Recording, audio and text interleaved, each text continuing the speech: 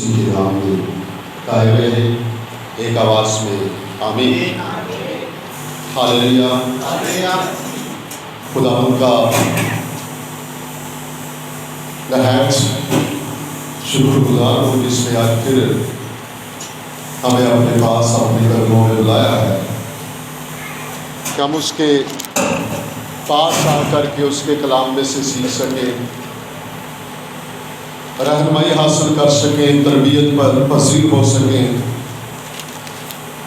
اور اس کی اس لازوال محبت کو جو وہ انسان کے ساتھ کرتا ہے اسے معلوم کر سکیں، اسے جان سکیں اور اس محبت کے لیے اپنے آسمانی باپ کی شکر گزاری کر سکیں۔ آمین۔ کتاب مقدس میں سے آج کی صبح کرنتھس کلیسیا کو لکھا گیا پولس رسول کا پہلا خط ہے اور اس کا پہلا باب اور اس کی آیت نمبر 18 کو کتاب مقدس میں سے تلاوت کریں گے۔ جن کے پاس خدا کا کلام ہے تو اس میں دیکھیے اور یوں لکھا ہوا ہے، کیونکہ صلیب کا پیغام ہلاک ہونے والوں کے نزدیک تو بے وقوفی ہے، مگر ہم نجات پانے والوں کے نزدیک خدا کی قدرت ہے۔ کتاب مقدس کے پڑھے اور سن جانے کے وسیلہ سے خدا آپ سب کو برکت دے۔ ایک آواز میں آمین۔ بائبل مقدس کا یہ حصہ جو ہم نے تلاوت کیا ہے، اس میں صلیب کا پیغام ہے اور صلیب کے پیغام میں ہلاکت بھی ہے اور نجات بھی ہے۔ نجات ان کے لیے جو دلال ہیں، جن کے پاس حکمت ہے، اور ہلاکت ان کے لیے جو بے وقوف ہے۔ میں تھوڑا آپ کو بتانا چاہتا ہوں تاکہ ہم اپنی حکمت کو پہچان سکیں، جان سکیں، اور شکر گزاری ہے کہ ہم یہاں پر خدا کے پاس اس لیے ہیں کہ ہمیں نجات کی ضرورت تھی اور خدا کے بیٹے کے وسیلہ سے، اس صلیب کے پیغام کے وسیلہ سے ہم نے نجات کو حاصل کیا، نجات کو پایا ہے۔ آمین۔ لیکن ہم کتاب مقدس کو جب پڑھتے ہیں تو پیدائش کی کتاب میں جب اس زمین اور زمین پر کی تمام مخلوقات کی خدا جو ہے ان کو تخلیق کر رہا تھا، ان کو بنا رہا تھا، جب تخلیق کا کام ہو رہا تھا تو آپ کو معلوم ہے کہ خدا نے پہلے 4 دنوں کے اندر زمین کو بنایا، آسمان کو بنایا، زمین کے اندر جو ہے اس کے اوپر جو ہے وہ جڑی بوٹیوں کو، درختوں کو، پودوں کو، اس کے اندر جو ہے پھلوں کو، اس کے اندر جو کچھ اناج ہے اس سب کو بنایا، اور جا کر کے 5ویں دن خدا نے جانداروں کو بنانا شروع کیا۔ پھر اس نے 6ٹھے دن کے اندر اور جاندار بنائے، جانور بنائے، اور پھر 6ٹھے دن جا کر کے اس نے انسان کو بنایا۔ تو اس میں جو تربیت نظر آ رہی ہے، جو ترتیب نظر آ رہی ہے، جو خدا کی حکمت نظر آ رہی ہے، اس میں یہ ہے کہ خدا نے جس بھی جاندار کو بنایا، پہلے اس نے اس کی زمین پر کھانے پینے کا، اس کے زمین پر رہنے کا، اس کے زمین پر زندہ رہنے کا بندوبست کیا، اور اس کے بعد اس کو اس نے بنایا۔ اور یہ نہیں ہے کہ خدا نے پہلے جانوروں کو بنا دیا اور بعد میں اسے معلوم ہو کہ اب ان کے کھانے کے لیے کیا کیا جائے۔ ان کے رہنے کے لیے کیا کیا جائے، یہ کھائیں گے کہاں پر، ان کو موسم کیسا درکار ہے، ویسا موسم ان کے لیے کریٹ کیا جائے۔ ایسا نہیں خدا نے کیا، بلکہ کتاب مقدس یہ بتاتی ہے کہ خدا نے پہلے ان کے رہنے کا، ان کے کھانے پینے کا، ان کے مطابق موسم کا بندوبست کیا، اور جب سب کچھ خدا نے کر لیا اس کے بعد ان جانوروں کو، ان جانداروں کو خدا نے زمین پر پیدا کیا اسی طور کے اوپر۔ اسی طرح خدا نے انسان کو بھی اس وقت پیدا کیا، اس وقت زمین پر بنایا جب انسان کے کھانے پینے کا، اس کے رہنے کا، اس کے جسم کے مطابق جو ہے موسم کا انتظام کر لیا۔ اس کے بعد خدا نے انسان کو پیدا کیا، اور انسان کو پیدا کرنے کے بعد اسے رکھا اور کہا کہ سب کچھ اس پر تیرے لیے ہے، تو کھا پی اور زندہ رہ۔ تو ہم جانتے ہیں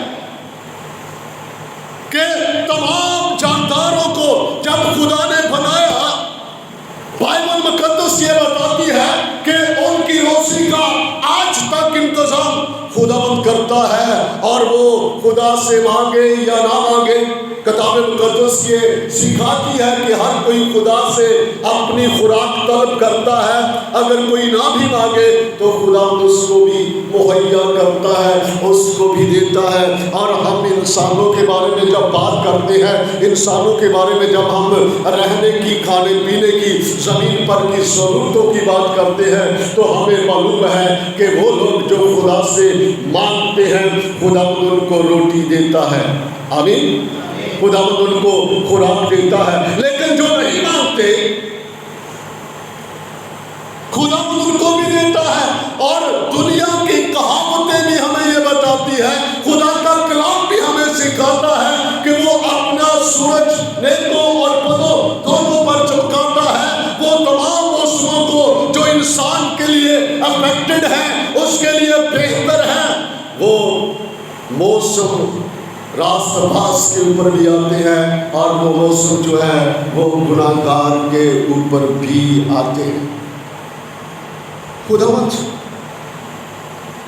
بیمار راست باز کو بھی جو ہے وہ اس کی زندگی میں بھی آ جاتی ہے، اور جو ہے جو بے وقوف ہے، جو نادان ہے، جو گناہ میں ہے، بیماری اس کی زندگی میں بھی آ جاتی ہے۔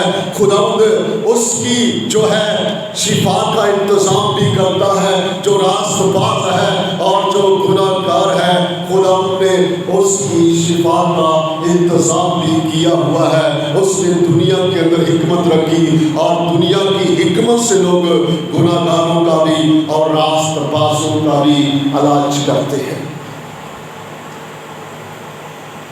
اسی طرح سے میں بتا رہا تھا، رہنے کا انتظام راست باز بھی بہتر طور پر کرتا ہے، لیکن گناہ گار بھی اپنے رہنے کا، زمین پر زندگی بسر کرنے کا اور بہتر زندگی بسر کرنے کا انتظام کرتا ہے۔ اور اگر کوئی راست باز ان تمام چیزوں کے لیے جو گناہ گار بھی حاصل کر سکتا ہے، جو خدا سے دور رہنے والا بھی حاصل کر سکتا ہے، اور جو خدا کو نہیں مانتا اس کو وہ بھی حاصل کر سکتا ہے، اور اگر ہم ان چیزوں کے لیے خدا کے پاس آتے ہیں تو پھر ہم یہ جان لیں کہ ہمارے پاس کوئی حکمت اور کوئی دانائی نہیں۔ بائبل مقدس اسی لیے عہد عتیق میں بھی اور عہد جدید میں بھی یہ سکھاتی ہے کہ اگر کوئی حکمت والا ہے تو اس کی حکمت یہ ہے کہ وہ خدا کو جانتا اور سمجھتا ہو، اسے خدا کی پہچان ہو، اس کو خدا کے بیٹے کی پہچان ہو۔ اور جو کوئی خدا کو جانتا سمجھتا ہے، جسے خدا کی پہچان ہے، جس کو خدا کے بیٹے کی پہچان ہے، کتاب مقدس کے مطابق خدا کے نزدیک وہی حکمت والا ہے۔ وگرنہ ہم کرنتھس کی کلیسیا کے خط میں پڑھتے ہیں تو وہاں پر وہ کہتا ہے کہ دنیا کی حکمت کو خدا نے بے وقوفی ٹھہرایا ہے۔ تو حکمت خدا کے نزدیک یہ ہے کہ انسان اپنی تخلیق کو سمجھے، انسان اپنے آپ کو سمجھے، اور انسان اپنے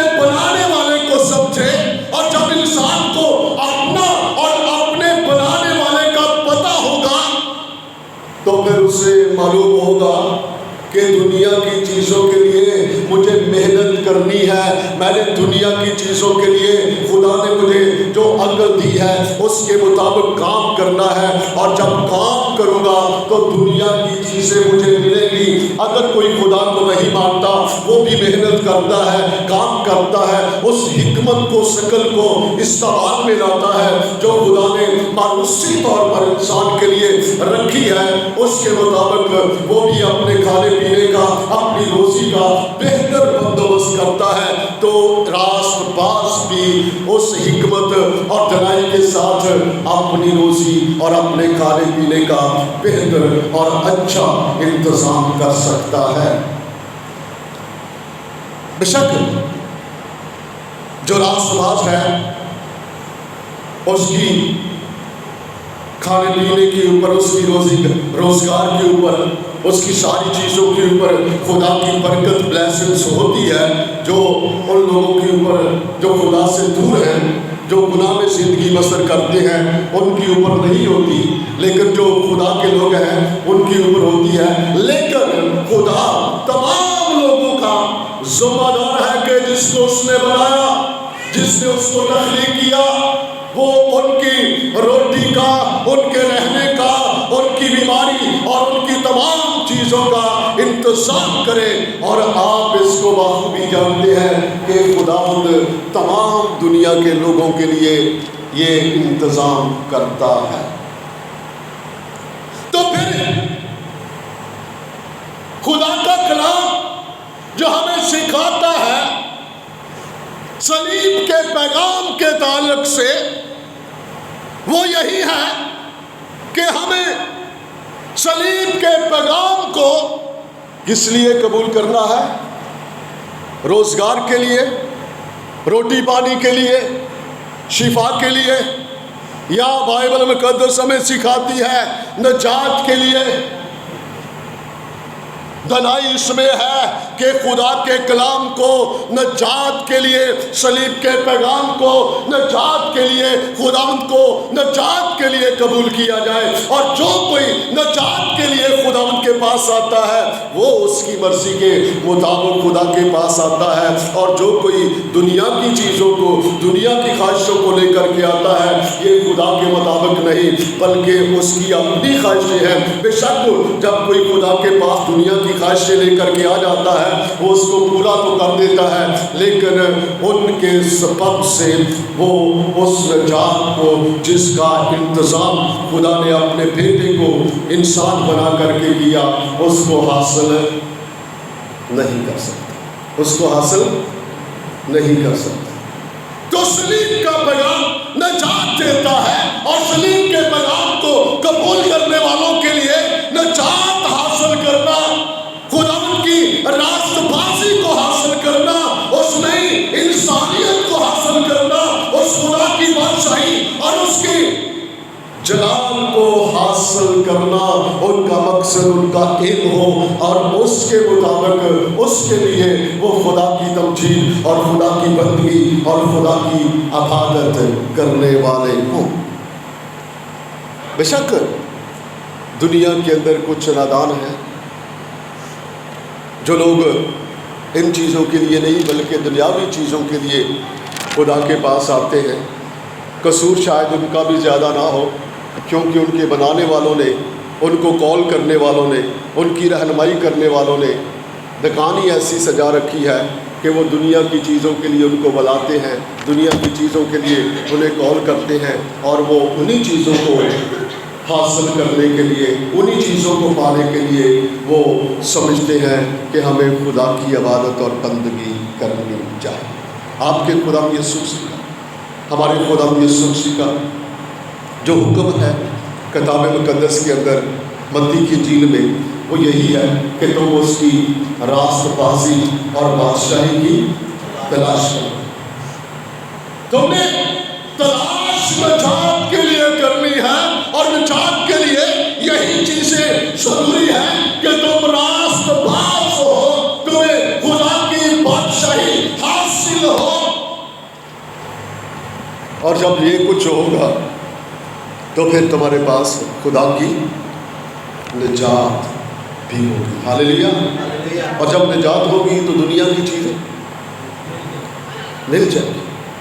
اور میں نے بتایا ہے کہ صرف نجات پانے والوں کے لیے نہیں ہے، باقیوں کے لیے بھی خداوند پرووائڈ کرتا ہے، مہیا کرتا ہے۔ فرق آپ اور ان میں یہی ہے کہ آپ کی چیزوں کے اوپر خداوند کا آپ کی زندگی میں ہونے کے سبب سے برکت ہوتی ہے، بلیسنگ ہوتی ہے۔ جو ان لوگوں کی جو خدا سے دور ہیں، جو خدا کو نہیں مانتے، جو گناہ میں ہیں، ان کی جائیداد کے اوپر، ان کی چیزوں کے اوپر، ان کے تمام مال و دولت کے اوپر نہیں ہوتی، آپ کی ہوتی ہے۔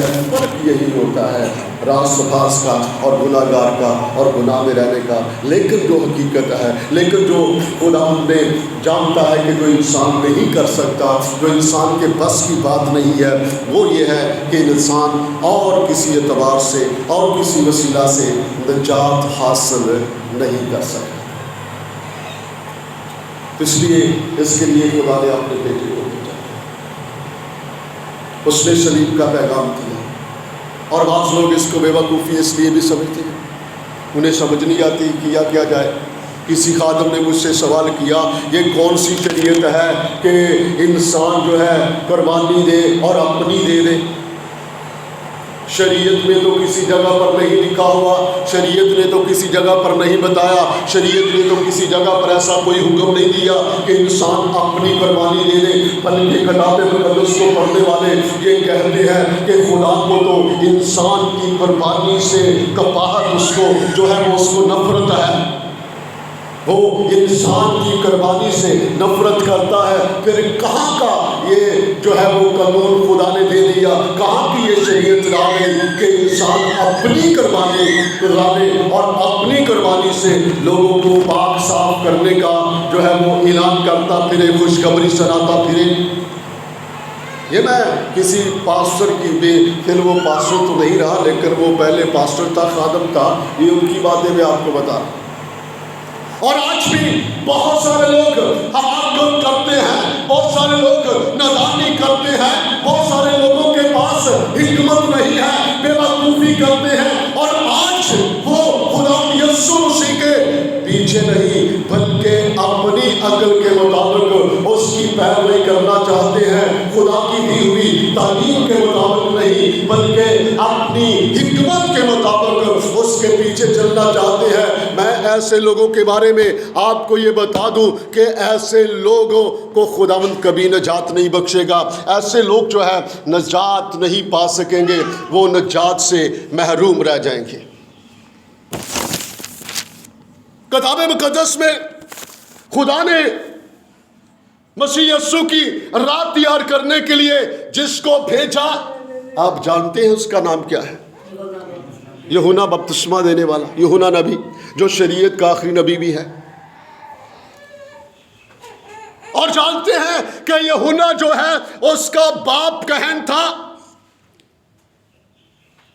اس کے سامنے آنکھوں کے سامنے بچپن ہی سے لے کر کے بڑا ہونے تک قربانیاں ہوتی رہی، اس کے گھر میں قربانیوں کے بارے میں ڈسکس ہوتی رہی، شریعت کے سارے اصول سکھانے والوں میں اس کا خاندان تھا۔ اس کا خاندان ایک ایسا اپنے لوگوں کے اندر مذہبی طور پر بلند درجے کے اوپر فائز تھا کہ ان چند خاندانوں میں، ان چند لوگوں میں جو خداوند کی حضوری میں جا کر کے قربانی چڑھایا کرتے تھے، اس میں اس کا باپ بھی شامل تھا۔ وہ بچپن سے قربانیوں کو دیکھتا چلا آ رہا تھا، ساری قربانیوں کے بارے میں، ساری قربانیوں کی شرح کے بارے میں، ساری قربانیوں کی جو ہے پیچیدگیوں کے بارے میں اس کے گھر میں بحث مباحثے ہوتے تھے۔ اور اس اعتبار سے اگر کوئی یہ کہے کہ اسے شاید معلوم نہ ہو تو وہ نادانی ہے، وہ سب کچھ قربانیوں کے تعلق سے شرح کے مطابق جانتا اور سمجھتا تھا، اسے پڑھا تھا، معلوم تھا کون کون سی قربانیاں ہیں۔ سختنی قربانیاں ہیں، نظر کی قربانیاں ہیں، شکر گزاری کے ہدیے، اور وہ جو قربانیاں کتاب مقدس میں ان سب کے بارے میں وہ جانتا تھا۔ لیکن جس قربانی کا وہ ذکر کر رہا ہے کتاب مقدس کے اندر ویسی قربانی کا کوئی شریعت کے اندر ذکر نہیں تھا. اور کس قربانی کا وہ ذکر کر رہا ہے؟ کون سی قربانی کے بارے میں وہ سکھا رہا ہے؟ کتاب مقدس میں آپ جب یوحنا کی انجیل کا پہلا باب پڑھتے ہیں 29ویں آیت میں لکھا ہوا ہے کہ جب اس نے یسوع کو اپنی طرف آتے دیکھا تو کہا کہ دیکھو یہ خدا کا برہ ہے جو جہان کا گناہ اٹھا جاتا ہے. اور پھر 36ویں آیت میں جب اس نے یسوع مسیح کو جاتے دیکھا تو وہاں پر بھی اس نے کہا کہ دیکھو یہ خدا کا برہ ہے جو جہان کا گناہ اٹھا لے جاتا ہے. یہ قربانی کبھی اس نے نہ تو دیکھی تھی، نہ اس کے بارے میں پڑھا تھا، اور نہ اس کے بارے میں کبھی اس نے سنا تھا. شریعت میں ایسی قربانی کا کوئی ذکر ہی نہیں تھا کہ کوئی انسان جو ہے وہ انسانوں کے جہان کے گناہ کو اٹھانے کے لیے اپنی قربانی پیش کر دے. تو جانے وہ جو شریعت کا جسے معلم ہونا چاہیے تھا، جس کا باپ جو ہے وہ ان خاندانوں میں شامل، چند خاندانوں میں لوگوں میں شامل تھا جو خداوند کے حضور میں قربانی چڑھانے والے تھے. اور جانے کہ جب چند لوگ اس ملک کے اندر قربانی چڑھانے والے جو ہے وہ چنے جاتے ہوں گے تو وہ کیسے لائق اور کتنے ذہین اور کتنا قربانی کے بارے میں جاننے والے ہوں گے.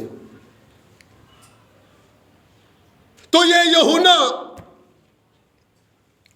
جو شریعت کا آخری نبی بھی ہے، جو شریعت کو مانتا بھی تھا، جو شریعت دینے والوں میں، سمجھانے والوں میں، سکھانے والوں میں کے خاندان میں پیدا ہوا تھا، وہ شریعت کے متحدوں کو کہاں لے کر کے جا رہا ہے؟ فضل میں لے کر کے جا رہا ہے. کہاں لے کر کے جا رہا ہے؟ فضل میں لے کر کے جا رہا ہے. اور آج کل بتیرے بیوقوف نادان لوگ جو ہیں، جو مسیح کے متحد چل رہے ہیں، جو فضل کے متحد چل رہے ہیں، ان کو نکال کر کے کہاں لے کے جاتے ہیں؟ شریعت میں آ جاؤ، عیدوں کو مناؤ جو بنی اسرائیل مناتے تھے، قربانیاں چڑھاؤ. میں ابھی پنجاب میں گیا تو وہاں پر کہہ رہے تھے کہ لوگ جو ہے شریعت کس طرح فالو کر رہے ہیں کہ وہ کہہ رہے کہ ابراہیم کی طرح جب تک تمہارے جو ہے وہ ختنے نہیں ہوں گے تم خداوند کی نجات کو حاصل نہیں کر سکو گے. اور بھی بہت طرح سے آج جو ہے خداوند کی تعلیم کے خلاف لوگ اٹھ کھڑے ہوئے ہیں. ابلیس اس کو اٹھ کھڑا ہوا ہے اور وہ کام کر رہا ہے. دنائی اس کی ہے، دنائی اسی میں ہے کہ لوگ جو میں پہلے سکھا رہا تھا کہ وہ خداوند اس کے بیٹے یسوع مسیح کو جانے اور جو اس کی پہچان کے لیے عبادت کرتے ہیں، جد و جہد کرتے ہیں، خداوند کی حکمت ان میں کام کرتی ہے اور پھر وہ ابلیس کی چالاکیوں میں، اس کی چالوں میں نہیں آتے. پھر انہیں معلوم ہوتا ہے کہ دنائی کیا ہے، ہم نے خدا سے کیا حاصل کرنا ہے، ہم نے محنت سے کیا حاصل کرنا ہے، اور کون سی چیز ہے کہ اگر ہم خدا کے ساتھ چلتے چلے جائیں گے تو اس کو مانگنے کی بھی ضرورت نہیں، وہ ہمارے لیے ہوتی چلی جائے گی. یہ اس کو ہی معلوم ہوگا نا جس کی زندگی میں خداوند کا پاک روح کام کر رہا ہے. آمین. اس کو معلوم ہوگا جو خدا سے واقفیت رکھتا ہے، اس کو ہی معلوم ہوگا جو خداوند کو جانتا اور سمجھتا ہے. ہاللیلویا. ایسے ہی لوگ خداوند کی بادشاہی میں، یسوع مسیح نے کہا ہے نا کہ وہیں میرے جو ہے وہ آسمان کی بادشاہی میں داخل ہوگا جو میرے آسمانی باپ کی مرضی کے مطابق چلتا ہے. آمین. تو چھوڑ دیں ایسے لوگوں کو. کتاب مقدس کہتی ہے اندھا اندھے کو راہ نہیں دکھا سکتا. اگر ایسا کریں گے تو دونوں گڑھے میں گریں گے. ہم نے نجات کے لیے اپنی آنکھوں کو کھلا رکھنا ہے، اور کتاب مقدس میں خدا کا بیٹا یسوع مسیح بھی ایسوں کے لیے یہی سکھاتا ہے. تو اگرچہ کہ سمجھتا ہے میں دولت مند ہو گیا ہوں، میں دیکھنے والا ہوں، میں ایسا جو ہے وہ ایسا قوی ہو گیا ہوں، لیکن خدا یسوع مسیح وہاں پر اس کو تنبیہ کر رہا ہے کہ تجھ میں جو ہے نہ تو دولت مند ہے، نہ تو امیر ہے، مالدار ہے، اور نہ تو کسی چیز کا جو تو کہتا ہے محتاج ہے. یہ کوئی بھی خوبی تیرے اندر نہیں ہے. مکاشفہ کی کتاب پڑھے تو خداوند یسوع مسیح اسے کیا تنبیہ کر رہا ہے. میرے ساتھ یہ نکالیں.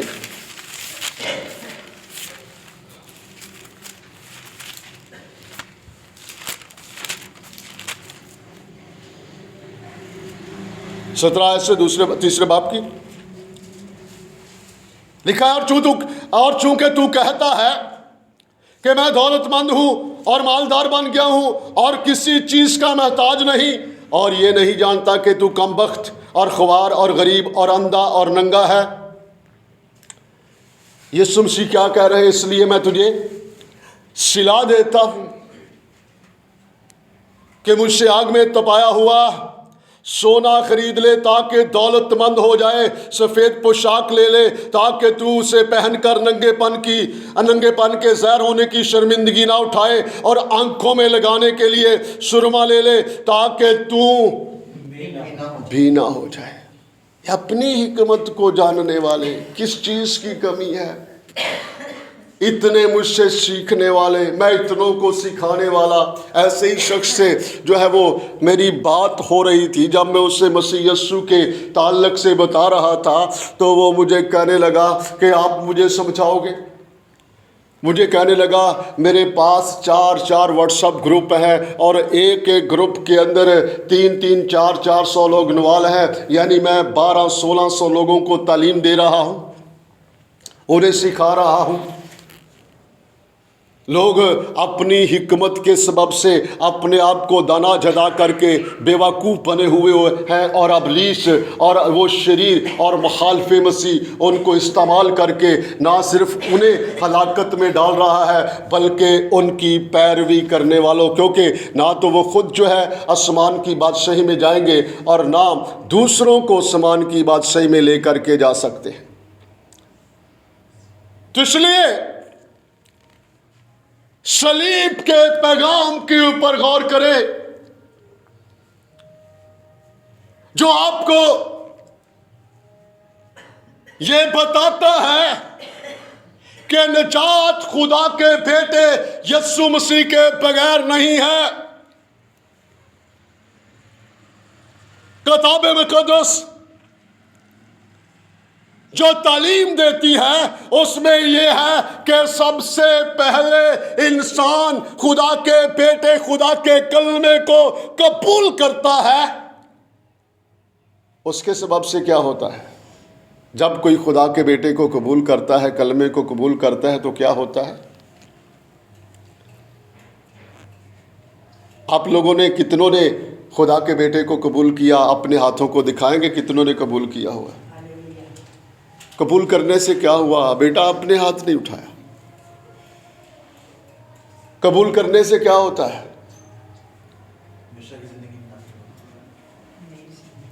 یوحنا کی انجیل کے پہلے باب کے اگر آپ آیت نمبر 12 اور 13 کو پڑھیں تو وہاں پر لکھا ہے کہ جتنے اس کو قبول کرتے ہیں انہیں وہ خدا کے فرزند بننے کا پتا ہو. قبولیت سے کیا ہوتا ہے؟ سچائی کے مطابق چلو تو وہ تم کو واقف ہو, سچائی سے واقف ہوں گے تو سچائی تم کو آزاد کرے گی. جو کوئی خدا کے کلمے کو قبول کرتا ہے اس کو وہ خدا کے فرزند بننے کا حق بخشتا ہے. اور آگے جب کوئی قبول کر لیتا ہے تو پھر خداوند یسوع مسیح کہتا ہے کہ اب تو مجھ کو پہن لے, اور جو کوئی اس کو پہن لیتا ہے وہ اس کے ساتھ مصلوب ہوتا ہے, اس کے ساتھ اس کو جو ہے وہ موت آتی ہے, مرتا ہے, اور پھر اسے دفن کیا جاتا ہے, اور پھر وہ مردوں میں سے زندہ ہوتا ہے. اور یہ کب ہوتا ہے؟ یسوع مسیح نے حکم دیا جسے ارشاد اعظم کہتے ہیں. جب کوئی بپتسمہ لیتا ہے, اور بپتسمہ کیسے لینا ہے؟ باپ اور بیٹے اور روح القدس. بہت سارے لوگ الٹا کر کوئی کہ جھنڈے سے نیچے گزر جاؤ بپتسمہ ہو گیا. کوئی لوگ کہتے ہیں جب پانی چھڑک لو بپتسمہ ہو گیا، کوئی کہتا ہے یہ سیکرامنٹ پورے کر لو بھائی، یہ چند دعائیں ہیں اس کو پڑھ دو تمہارا بپتسمہ ہو گیا۔ وہ بپتسمہ جو خداوند یسوع مسیح نے خود لیا، وہ بپتسمہ جو یسوع مسیح اس کے رسول دوسروں کو دیا کرتے تھے، اسی کے مطابق جو ہے وہ چلنا۔ اور اگر آپ بائبل مقدس میں اس کی تفسیر کو دیکھیں، اس کے سبب سے ہونے والی جو برکات ہے اس کو دیکھیں، اس کے سبب سے ہونے والا جو کام ہے اسے دیکھیں، تو آپ کو معلوم ہوگا کہ بپتسمہ اس کے بغیر کوئی دوسرا ہو نہیں سکتا۔ رومیوں کے خط میں لکھا ہوا ہے جو کوئی یسوع مسیح کو پہنتا ہے بپتسمہ کے وسیلہ سے پہنتا ہے۔ کیسے پہنتا ہے؟ رومیوں کا 6 باب اس میں لکھا، میں پڑھنا چاہتا ہوں اس کو، میں جو ہے وہ جلدی اس کو بڑے اختصار کے ساتھ جو ہے وہ پڑھ رہا ہوں۔ یہ مضمون بڑا ہو جائے گا، اور ہر دفعہ جو ایسا ہوتا ہے کہ بہت سی باتیں اس میں سے رہ جاتی ہیں، لیکن آپ سیکھتے رہتے ہیں، آپ پڑھتے رہتے ہیں، خدا کا پاک روح بھی آپ کی رہنمائی کرتا رہتا ہے، اور آپ کو اس کی حکمت اور دانش آتی رہتی ہے۔ اس لیے جو ہے وہ میرا ایمان ہے کہ جو باتیں رہ جاتی ہیں وہ بھی خداوند آپ کو جو ہے وہ سکھلاتا چلا جائے گا۔ تو آپ نے حکمت کے ساتھ خدا کے پیچھے چلنا ہے۔ آمین۔ تو لکھا ہوا ہے، آیت نمبر 3 سے پڑھوں گے تو لکھا ہے، کیا تم نہیں جانتے کہ ہم جتنوں نے مسیح یسوع میں شامل ہونے کا بپتسمہ لیا تو اس کی موت میں شامل ہونے کا بپتسمہ لیا، پس موت میں شامل ہونے کے بپتسمہ کے وسیلہ سے ہم اس کے ساتھ دفن ہوئے، اور آگے کیا لکھا ہے؟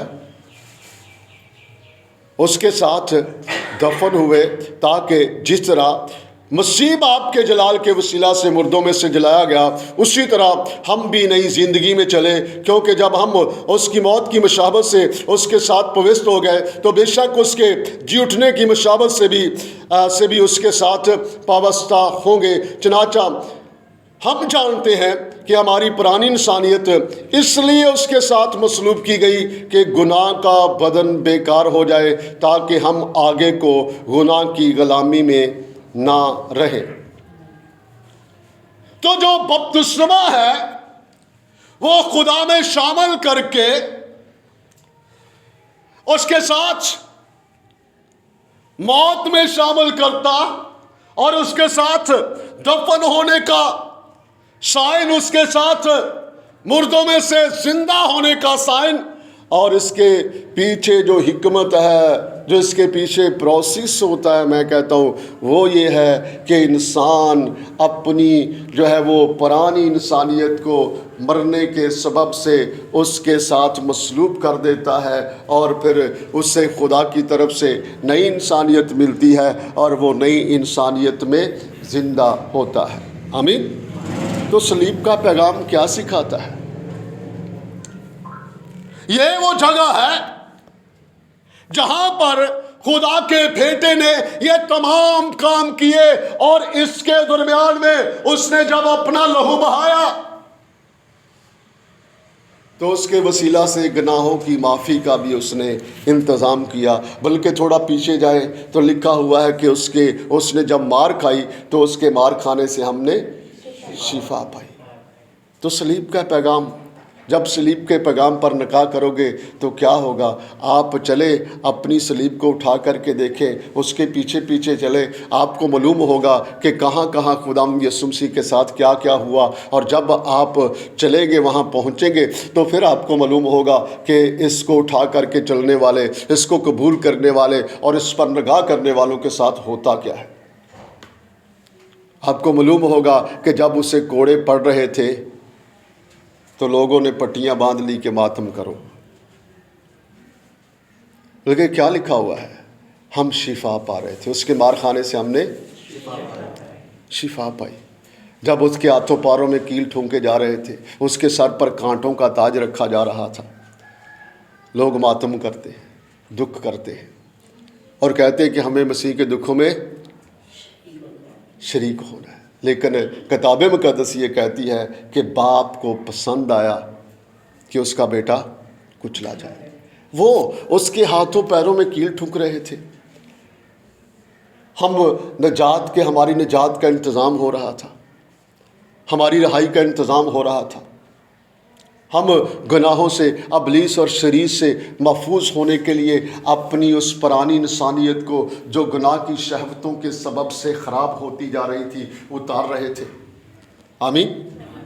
ہم جب اس کے ساتھ اس کو اتارا گیا، اگر نہ اس کے ہاتھوں پیروں جو ہے وہ کیل ٹھوکے جاتے اور اس کے سر پر کانٹوں کا تاج رکھا جاتا، کون بچتا؟